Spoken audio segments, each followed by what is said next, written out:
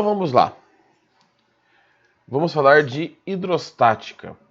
Tá? A parte da hidrostática ela fica meio perdida na separação da física, nos grupos da física, porque a gente tem mecânica, tem termodinâmica, eletromagnetismo, óptica, aí ondas ondulatórias dá para você colocar ali como uma outra área, dependendo dos movimentos periódicos, mas que na verdade mais vai encaixar para mecânica mesmo.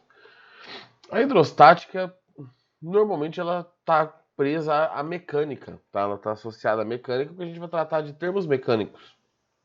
Força, deslocamento, área, são termos mecânicos. Quando a gente fala, por exemplo, de pressão, volume, temperatura, a gente está falando de grandezas termodinâmicas, apesar que pressão vai entrar aqui, né?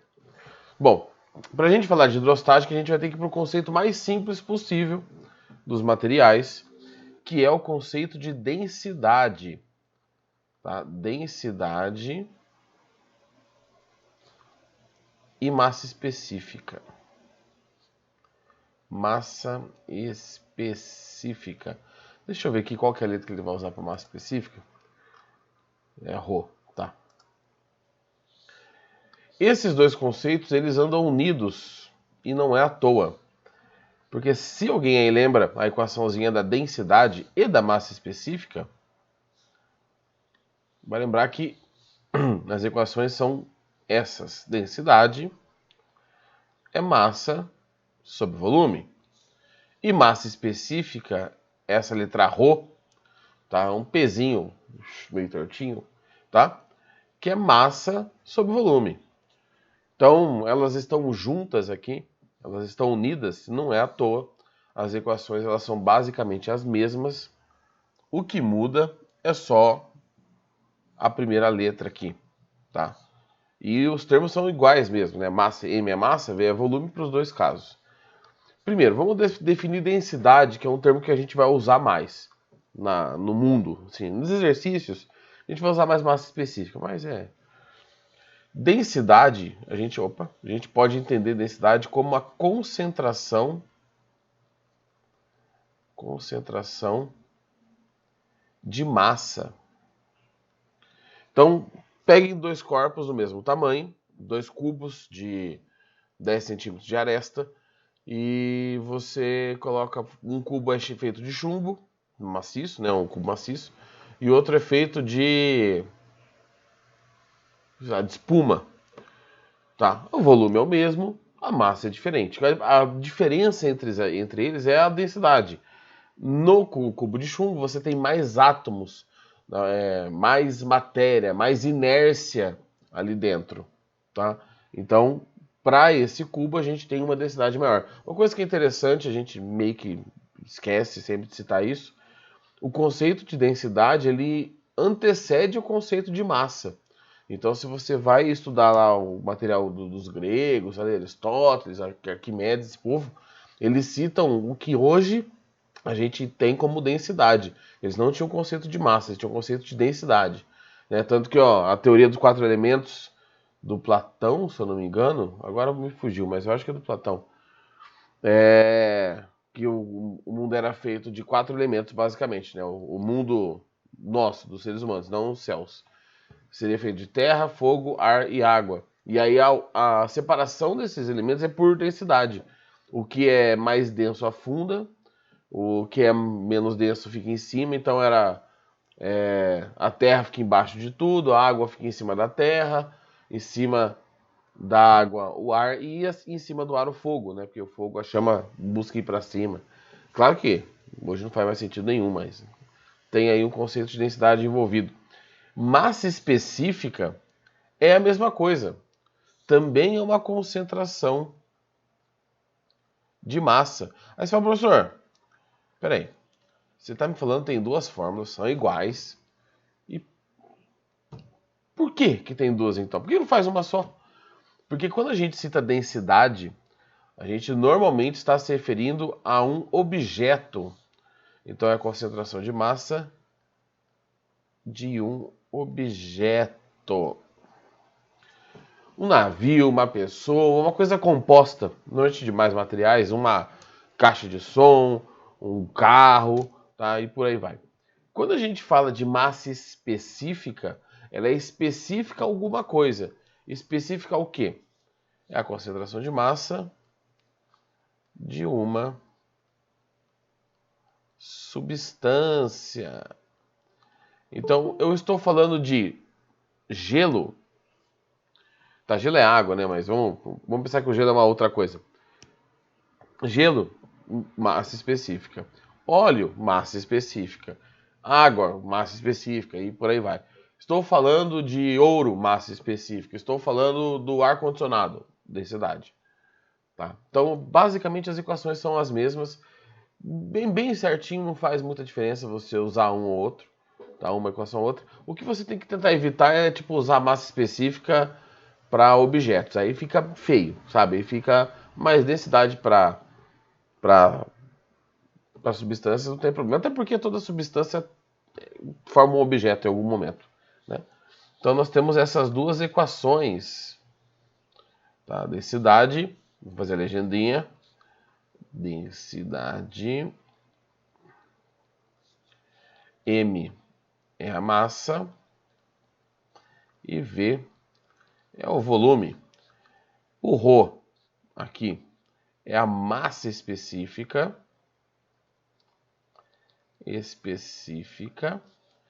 M é a massa e V é o volume. Tá? Unidades. Bom, Professor, por que a apostila aparece como peso pra gente? peso? Deixa eu ver. Uhum. É que tem peso específico também.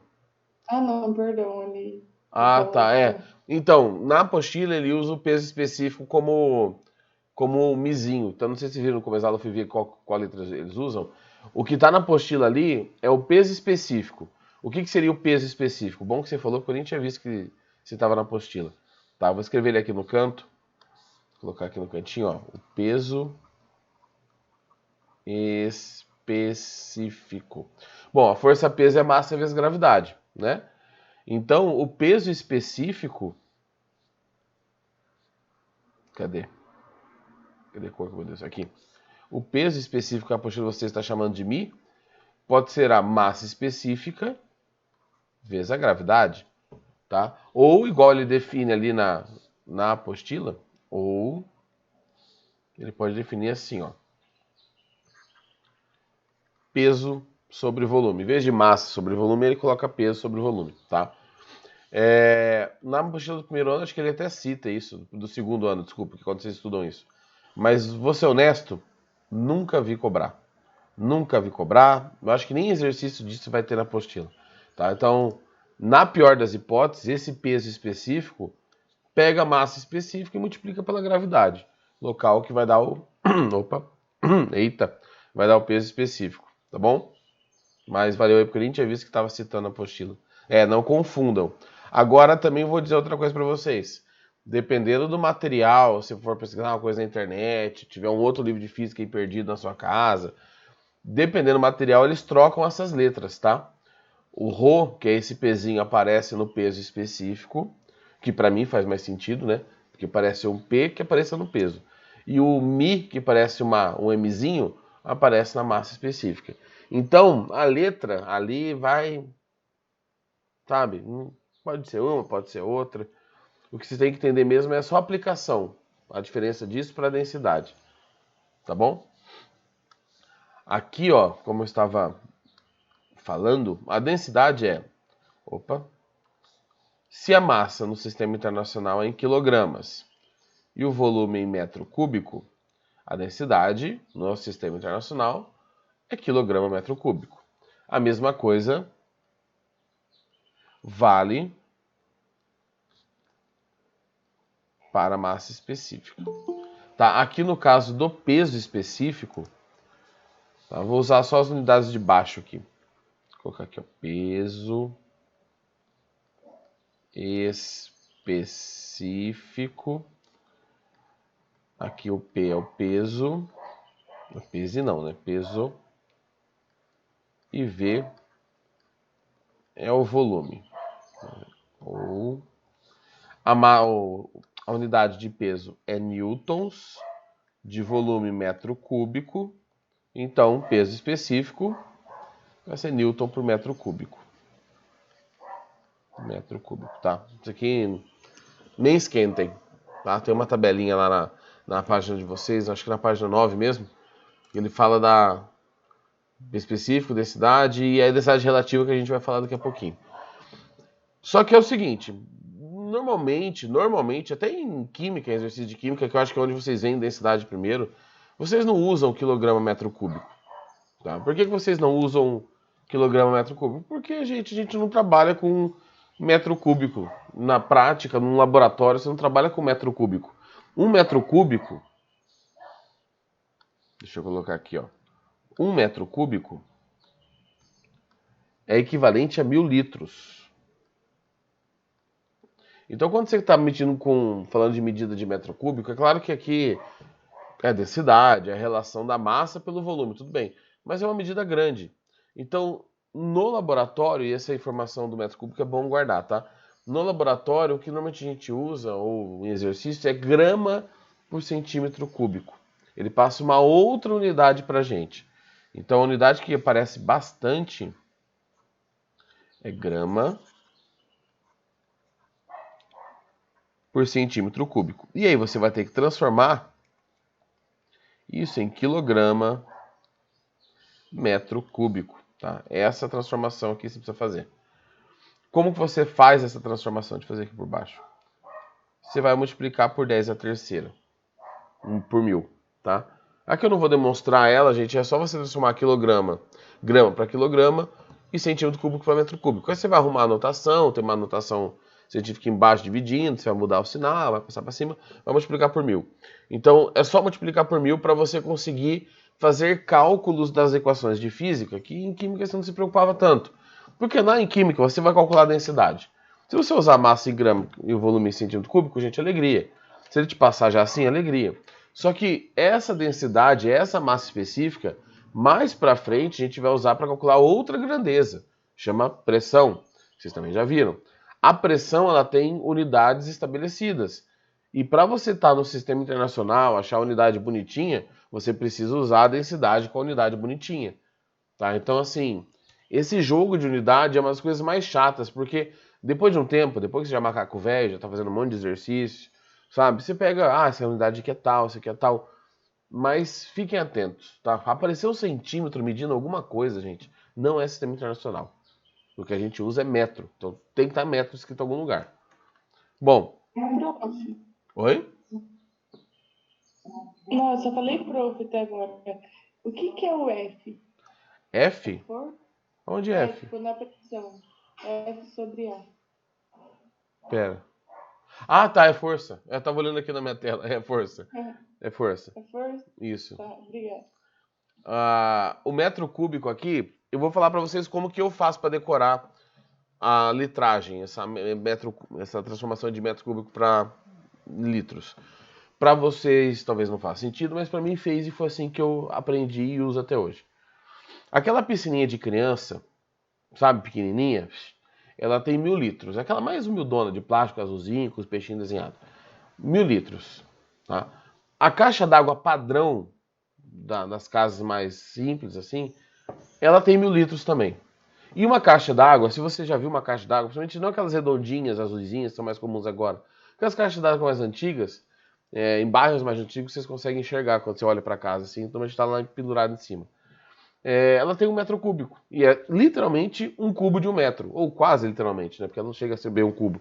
Então você imagina 1 metro, um tamanho de 1 metro mais ou menos, base, largura e altura, dá o tamanho de uma caixa d'água, dá 1000 litros. É uma piscininha da criança. Claro, caixa d'água pequenininha. 1 metro cúbico, então, um cubo de 1 metro de lado tem 1000 litros. Como que eu faço para fazer outra transformação dos centímetros cúbicos? Eu penso na caixinha de leite. Na caixinha de leite, por quê? Porque 1000 centímetros cúbicos, 1000 centímetros cúbicos, é 10 a terceira, né? Deixa eu mudar de cor aqui, peraí, gente. Pra não bagunçar com o de cima aqui. Vai com a minha cor mesmo. 1000 centímetros cúbicos, que é igual a 10 à terceira centímetros cúbicos, é 1 litro. Tá? Como que eu faço isso? Eu penso na caixinha de leite. Por quê? 1000 centímetros cúbicos é 10 vezes 10 vezes 10 centímetros, né? Imagina uma caixinha de leite. A caixinha de leite é um pouco mais retangular, né? Formada do paralelepípedo. Mas você consegue perceber, ou tem a noção que se você pegasse aquela caixinha de leite e desse uma apertadinha do lado, uma esticadinha do outro, e ela ficasse com 10 centímetros de lado de cada aresta, se fosse um cubo, teria mais ou menos a mesma quantidade, que é 1 litro, mais ou menos ali? Então eu penso assim, ó, um cubo de 1 metro de lado é a caixa d'água, 1000 litros. Um cubo de 10 centímetros de lado, que é a caixinha de leite, tem 1 litro. E essa transformação foi assim que eu gravei esses números. Na verdade, eu só consigo gravar assim. Tá? Claro que depois, quando você está no meio dos exercícios, você pega o jeito, mas foi o único jeito que eu fiz para gravar. Então essa transformação ela é importante e essa transformação nem sempre vai ser passada para vocês. Tá? Tipo, considere que isso vale isso, que isso aqui vale outro. Vai considerar que é um conhecimento que você já tem, que é um conhecimento básico das unidades. Mas a gente esquece, né? Quando a gente está no grupo ali do estudo dos volumes, beleza. Depois você passa, nem lembra mais disso. Tá bom? Pessoal, alguém quer perguntar alguma coisa? Vocês querem um tempinho para copiar? Porque eu vou citar a pressão, né? Que é o nossa próxima coisinha aqui. E aí talvez já... Pronto, tem como você explicar de novo como isso funciona? Como que funciona a medida do litro aqui? Uhum. Tá. Eu vou pegar imagens na internet para vocês entenderem o que eu tô querendo falar. Caixa d'água. Vamos pegar aqui. Eu quero pegar mais humildona. Cadê? Como que é? Amianto. Aqui. Vou pegar uma caixa d'água mais surradinha, gente, mas é o padrão. Aqui, ó. Meu Deus, coisa horrível. Deixa eu ver esse aqui mesmo. Tá. Salvar imagem. E o outro é caixa de leite. Imagem que eu vou pegar aqui. Cadê? Nossa, apareceu tudo mesmo que eu procurei.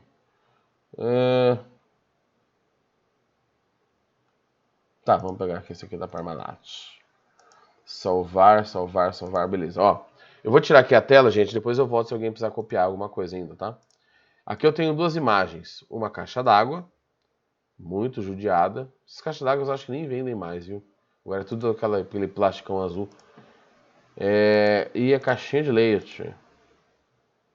Tá? Eu faço por aproximação, foi assim que eu guardei, tá? Então, a caixa d'água, ela realmente, o dia que vocês tiveram a oportunidade de trombar com uma caixa d'água dessa na vida aí, ela tem 1000 litros, essa caixa d'água padrão. Tem maiores, claro, né? Mas tem 1000 litros. E aí, qual que é a medida dela? A medida dessa caixa d'água... Opa, peraí. A medida dessa caixa d'água é mais ou menos 1 metro. Aqui. Tá? Você tá vendo que ela é retangular, mas na minha aproximação ela é quadrada. Ela tem 1 metro aqui e mais 1 metro de altura. Ou seja, essa caixa d'água, ela é um cubo aproximado, né? Um cubo de 1 metro. Ou o famoso 1 metro cúbico. E essa caixa d'água guarda 1000 litros. Que é o tamanho da piscininha padrão lá das criancinhas que eu falei. Da pequenininha, né? Tem aquelas piscinas grandes para criança. Mas eu faço essa aproximação de dimensão da caixa d'água. Para a caixa de leite mais ou menos... Deixa eu pegar aqui uma cor que vai aparecer. Ela tem mais ou menos aqui... Não, aqui não vai aparecer não. Deixa eu pegar uma outra cor, vamos ver se aqui aparece. Acho que esse aqui aparece, se não aparece também. Aqui vai, esse aqui vai. Tá, temos essa altura... Essa largura, essa altura aqui. E temos a profundidade da caixinha. Na minha cabeça, fazia sentido pensar que aqui é mais ou menos 10 centímetros. Aqui é mais, né, um pouco mais, mas vamos aproximar. Aqui é mais ou menos uns 10 centímetros. E a largura da caixa, claro que é a parte mais... A profundidade dela que é mais fininha. Mas eu vou aproximar para 10 centímetros também. Por quê? Eu aumentei um ali, diminui outro lá. É uma aproximação porca. 10 centímetros vezes 10 centímetros vezes 10 centímetros, isso aqui dá 10 vezes 10... Ah, botão, peraí. Botão. 10 vezes 10 vezes 10, que é 1000 centímetros cúbicos. 1000 centímetros cúbicos é 1 litro, que é o lembro da caixinha de leite, que tem 1 litro. Então, na minha cabeça, isso faz sentido. Talvez na de vocês, gente, não faça, fala, nossa, o professor tá louco. Só me piorou a minha situação. Mas foi assim que eu gravei. Caixa d'água, caixa de leite. Caixa d'água tem mais ou menos 1 metro cúbico, 1000 litros. E realmente, 1 metro cúbico é 1000 litros, aí não é uma aproximação. E a caixinha de leite, 10 vezes 10 vezes 10 centímetros, 1000 centímetros cúbicos para 1 litro. E aí você faz a transformação na loucura, né? Porque transformar de metro cúbico para centímetro cúbico é tranquilo. Mas quando você está mudando a unidade, alguma proporção você tem que ter pronta ali. Né? Alguma proporção você tem que ter para fazer essa conversão. Não adianta você querer transformar metro para centímetro cúbico filosofando. Você tem que ter uma proporção pronta. Então uma dessas duas já está bom. Se você conseguir lembrar uma das duas, está ótimo. Porque você transformando de metro... Dá pra colocar 1000 dessas na caixa de água. Dá para colocar 1000 caixinhas de leite na caixinha d'água, exatamente. Porque aí você está comparando litro com litro, né? Se você comparar o metro cúbico com centímetro cúbico já não faz sentido. Porque vai ficar com unidades diferentes, né? Então vai ficar... 1 metro cúbico cabe em 1000 vezes 1000 centímetros cúbicos. Ou seja, 1 milhão de centímetros cúbicos. Então você vai fazer essa transformação na loucura. Tá?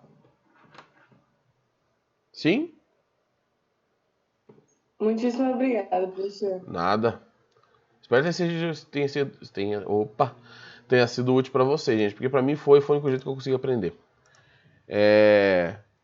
Então, da densidade é isso. Concentração de massa. Eu acho que nem está escrito isso lá na apostila com essas palavras, mas guardem essa informação, concentração de massa, por quê?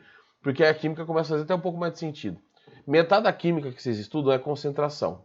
É concentração de reagente, é concentração da reação, é concentração de BBB, é concentração de não sei o quê. Tudo é concentração, de OH, de H, mais, sei lá. E a densidade está lá no meio. E a pressão? O que seria a pressão? A pressão, vamos mudar aqui, se alguém depois precisar voltar, gente, eu volto sem problema. A pressão é uma outra grandeza física, tá? A densidade eu não coloquei, gente, a densidade é escalar, né? A densidade eu acho que era tranquilo, porque a densidade... O povo não tem... A substância não tem 1 kg metro cúbico para a esquerda. Então é na escalar, meio óbvio. A pressão é uma grandeza física escalar, que é a concentração de força. Então são duas concentrações. E toda concentração, toda medida de concentração é escalar. Então antes de eu continuar aqui, vamos tentar entender o porquê que é uma concentração e por que é escalar. Porque a gente fala da pressão como se fosse vetorial, mas ela não é. Vou começar com a ideia, bom, eu não tenho nenhuma faca aqui, eu devia ter pegado uma faca lá. Quando você pega uma faca e você vai cortar alguma coisa, certo? Você consegue, se a faca estiver afiada, você corta aquele negócio felizão. Se você pegar uma colher e fizer a mesma força, dependendo da comida que é, você não vai conseguir cortar, ou do objeto que é, você não vai conseguir cortar. A diferença entre as duas situações, você está tentando cortar um bife com uma faca e com uma colher. Com a faca você vai conseguir, porque como a pontinha dela é mais fina, é mais afiada, tem menor área, se você fizer a mesma força, você consegue cortar. Tá? Tem dois tipos de faca, na verdade. A faca que a gente mais usa em casa, pelo menos eu acho que na casa de vocês também, é aquela faca que tem os dentinhos. Tá? Aquela faca, ela tem um pequeno fio ali entre os dentinhos, mas ela não corta muito pelo fato de ser afiada. Ela corta por ser irregular. Então ela vai destruindo o alimento conforme você corta. Tanto é que se você pegar um pedaço, quem já fez uma vez churrasco na vida sabe, você pegar um pedaço de carne, pegar uma peça de carne grande, pegar uma faquinha daquela para cortar, você destrói a carne. Vai ficar toda troncha. Para fazer aquele corte limpo, liso, tem que ser com uma faca que é só afiada, que é aquela faca que não tem ondulação. Não é a faquinha de pão, né? É aquela faca de cortar carne, legume, não sei o que, do Jamie Oliver, aí do não sei o que, essas coisas aí que vocês encontram nos mercados. Então a primeira diferença é essa, é a concentração de força. No caso da faca bem afiada, a força está bem concentrada, muito concentrada numa área pequena. Na faca que não é afiada, ou na colher, você tem uma área maior, então você tem uma menor concentração de força. A força você pode fazer a mesma, só que a concentração é menor. E aí, com isso, você tem um efeito diferente. Então, a pressão... Que cor que eu tinha usado outro lá? Eu esqueci já. A pressão é força sobre área. Aqui, ó, normalmente a gente escreve pressão com P minúsculo. Tá bom? Deixa eu só confirmar um negócio aqui. Tá. A gente escreve pressão com P minúsculo. Apesar que algumas vezes eu vou acabar colocando um P maiúsculo, mas é costume. Mas o normal é P minúsculo. Então nós temos a força, a área e a pressão. Tá?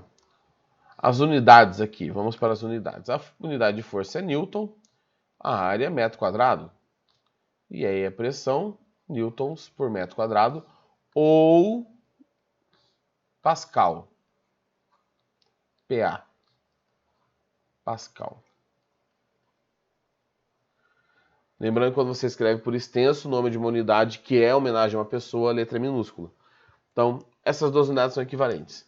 E por que a pressão é um escalar e a gente cita ela como vetorial no dia a dia? Então, por exemplo, nossa, vou dar um exemplo, talvez eu nunca tenha falado desse jeito, mas deu uma pressão aqui para dentro no ouvido. Ou, tem uma pressão ali para fora. Sabe? Quando vai falar assim, tem uma pressão de fora para dentro, de dentro para fora. A pressão não tem de dentro para fora, de fora para dentro. A pressão é pressão. Tem uma pressão agindo sobre essa área. Por exemplo, a latinha de refrigerante. Aqui também não tem nenhuma. Eita, nós. Já fui melhor, hein? O fundo da latinha, ele é curvadinho. Todo o fundo da latinha, ele é abaulado, né? Ele é uma concavidade ali. Por quê? Como a latinha é curva, né, ela tem uma curvatura, a área ali acaba sendo maior do que se fosse uma placa reta. Então você aumenta um pouquinho a área, pouca coisa, mas você aumenta um pouco a área. E aí tem ali dentro uma pressão, né? Então, se você tem uma pressão interna, se você aumenta a área, você aumenta um pouco mais da força que ela suporta. Porque tem mais matéria, mais material para receber essa força. Aquilo é uma concentração de força. Se você chacoalha o refrigerante com ele fechado, a pressão vai aumentar, porque o gás que estava dentro do líquido vai começar a querer sair, vai aumentar a pressão. A pressão aumentou na área, aumentou a pressão ali. Não aumentou de dentro para fora, de fora para dentro. Quando a gente fala o dentro para fora, o que você tem que imaginar, e assim, não precisa sair corrigindo as pessoas, nada, porque a gente vai continuar falando, mas é pensar o seguinte, a força que gerou essa pressão é de fora para dentro, ou de dentro para fora. Por exemplo, vou fazer um exemplo aqui rapidinho. Você está viajando no aviãozinho, a poltroninha do avião super confortável. Então, vou colocar aqui a pessoa, você está azul, por algum motivo. Tá? Comendo essa balinha lá que a companhia aérea te dá. E aí tem uma janelinha no avião. Aqui. A janelinha do avião. Quando o avião está... Isso, pressão e área são inversamente proporcionais, jovem. Ó. Aumenta aqui a área, a pressão diminui para a mesma força. É que a comparação que eu fiz em laranja, eu comparei força e área, né? Então, para a mesma pressão, força e área são diretamente proporcionais e aí inversamente, tá? Temos uma janelinha aí. Não sei se todo mundo já deu um rolê de avião, Quando você vai viajar de avião, aqui na nossa região a gente não tem que falar muito segredo. Pelo menos a primeira perna da viagem, que é o que todo mundo vai acabar fazendo em algum momento, que é ir ou para Curitiba ou ir para São Paulo. Ou para o Rio não, porque por Rio você precisa ir para São Paulo normalmente. Você não tem muito voo de cruzeiro. O avião sobe, sobe, sobe, sobe. Quando ele chega no máximo de altura, já começa a descer para pousar, porque é 20 minutos, meia hora ali o voo, né? Londrina, São Paulo, por exemplo, Londrina, Curitiba. Mas vamos pensar num voo longo. O avião subiu lá para a altura de cruzeiro, conforme ele vai ficando mais leve, ele vai subindo mais ainda, né? Porque tem menor resistência do ar, você acaba economizando combustível. Então, só que naquele ponto lá em cima, o ar é rarefeito, a pressão é menor. Então, você que está dentro da cabine, se o avião estiver funcionando, tudo zero bala, e vai estar, porque é um bicho seguro pra caramba, você vai estar experimentando um ATM. Ou seja, será pressurizada a cabine para manter mais ou menos um ATM, que é o que você está acostumado a viver, que é uma atmosfera, uma medida de pressão. A gente vai fazer a comparação daqui a pouco, daqui a pouco, próxima aula. Do lado externo, lá fora, aqui, tá? Fora da janelinha, você vai ter uma pressão de... Vou chutar aqui, tá, gente? 0,6 ATM. Então vocês percebam que tem uma diferença de pressão. Tem uma pressão interna maior do que uma pressão externa. Cada pressão tem uma força associada, né? Porque pressão é força sobre área. Vamos pegar só a janelinha do avião e fazer ela aqui, ó. Deixa eu ver como que eu consigo fazer. Não, branco. Aqui. Sei que a janela do avião não é quadrada, tá? Não tem ponta. Justamente para ajudar a controlar melhor a pressão. Então temos a janelinha do avião. Do lado de dentro tá com ATM. Do lado de fora, no meu exemplo, 0,6 ATM. Aqui dentro e fora. Cada pressão tem uma força associada. Então vamos fazer de conta que de dentro para fora existe uma força, uma quantidade de força F. Aqui eu coloquei 5, 6, 7, tá bom. E de fora para dentro tem uma pressão também, né? Que é, vou colocar aqui, equivalente a 1, 2, 3, 4, 5, 6, tá?